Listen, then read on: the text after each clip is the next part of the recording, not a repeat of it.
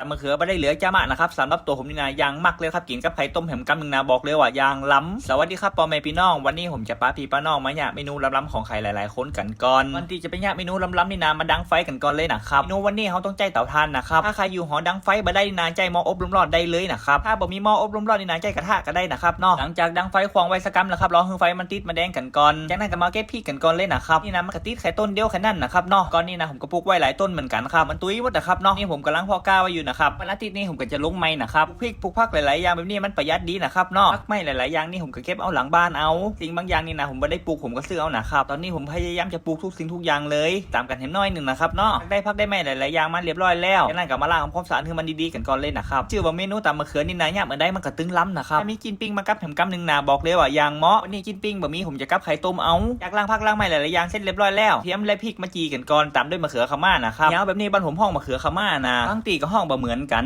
กรรมวิธีเนี่ยมันก็คล้ายๆกันนะครับหลังจากนั้นผมจะเอามีดมาซับมะเขือเงากันก่อนทำไมมันกอครับผ้าบัดซับนี่นะเดี๋ยวมันจะแตกนะครับนี่ผมจะกินตำมะเขือกับมะแข้งจีตุ้ยมันเข้ากันก่อนมันก็เข้ากันยืนนะครับเนาะแต่ส่วนมากมะแข้งจีแบบนี้ชอบกินกับหลามบอลแกงบอลนะครับนะเข้ากันแต้ๆเลยกับข้าวกระป๋าเตาถ่านแบบนี้นะผมชอบขนาดเลยนะครับธรรมชาติแบบนี้นะเข้ากับบรรยากาศของผมเลยกับข้าวไปต้อยพอนกไปต้อยแบบนี้มีความสุขขนาดเลยนะครับมีความสุขขนาดที่ผมได้ลงมือทำสิ่งที่ผมหักนี่นะวันนี้ผมเลิกงานมานี่นะผมไม่อยากจะไปไหนเลยครับอยากจะกลับบ้านอย่างเดียวบ้านที่ไรนี่นะมันมีความสุขขนาดเลยนะครับจากเผามะเขือเสร็จเรียบร้อยแล้วไข่ไปต้ม3 แกน 3 ฟองกับปอกัน2 คนเอาแค่นี้กับปอจากนั้นก็มาหลอกเปลือกมะเขือยาวออกกันก่อนเอาออกให้หมดเลยนะครับเนาะจากเอาเปลือกมะเขือยาวออกเสร็จเรียบร้อยแล้วซอยต้นหอมผักชีไปรอวันนี้ผมจะใส่เป็นผักชีล้าวด้วยนะครับจากซอยต้นหอมผักชีไปรอเรียบร้อยแล้วเอามะเขือยาวมากกมาซับแบบนี้กันก่อนใจมีลาประมาณนี้เลยนะครับต้องลาเป็นก่อนครับเวลาไปตำนี่มันจะได้ตำง่ายดีหลังจากนั้นเอาพริกกับกระเทียมไปตำกันก่อนพริกกับกระเทียมลืมแล้วเรียบร้อยแล้วใส่มะเขือยาวลงไปเลยนะครับหลังจากนั้นจะใส่ต้นหอมผักชีลงไปเลยปรุงรสชาติตามใจชอบกันก่อนเลยนะครับชูรสแล้วก็เกลือน้ำปลาลงไปขนาดนะครับตำมะเขือนี่นะต้องเน้นเกมไว้กันก่อนถ้ามาเน้นเกมนี่นะตำไปตำมานี่มันจะจางใจแหละอีสันตำมะเขือเข้ามากับประมาณนี้แล้วครับมาจัดใส่ถ้วยใส่จานกันก่อนซึ่งว่าต้นหอมผักชีที่ผมใส่ลงไปนี่นะมันจะนักอย่างน้อยนึงแบบเป็นหยังครับหอมเหมือนเดิมเมนูตำมะเขือวันนี้นะสาวแมมถูกใจขนาดเลยครับสาวแมมมักขนาดตำมะเขือแบบนี้ถ้าผมลงคลิปคนเดียวนะพอแม่พี่น้องหลายๆคนก็หาสาวแมมเหมือนกันนะครับก็จะมาบอกแหมรอบนึงนะครับสาวแมมนี่นะทำงานเข้ากะนะครับอาทิตย์สาวแมมก็จะเปลี่ยนข้างนึงเดี๋ยวผมกะเจ้าแค่2 อาทิตย์จากนั้นสาวแมมก็เข้ากะดึกนะครับตัวของผมนี่นะเข้าเจ้าตลอดงานที่ผมพัมนี่นะบ่มีกะนะครับวันนี้สาวแมมก็ออกกะมาเหมือนกันนะครับกะมาแบบนี้มีกับข้าวกับปลาให้กินเลยเอาแต่นะครับสาวแมมมีนาโจกดีขนาดที่ได้ผมมาเป็นแฟนนี่นะเอากับปลานี่นะผมเตรียมให้หมดเลยถ้าวันใดที่เป็นสาวทำงานนี่นะผมจะซักผ้าให้สาวแมมเลยนะครับง่ายนะครับผมทำทุกสิ่งทุกอย่างให้สาวแมมสบายเลยนะครับสาวแมมก็ยังชมเลยครับนอผัวดีเด่นแบบนี้คนหนึ่งนะครับตีบ่ชอบโรงงานที่มีกะนะครับไม่ถึงบ่ชอบเป็นกอครับกินเวลานอนนี่นะมันเปลี่ยนไปหมดเลยนะครับเนาะก็ภาพร่างกายของเขานี่มันก็เปลี่ยนตัวนะครั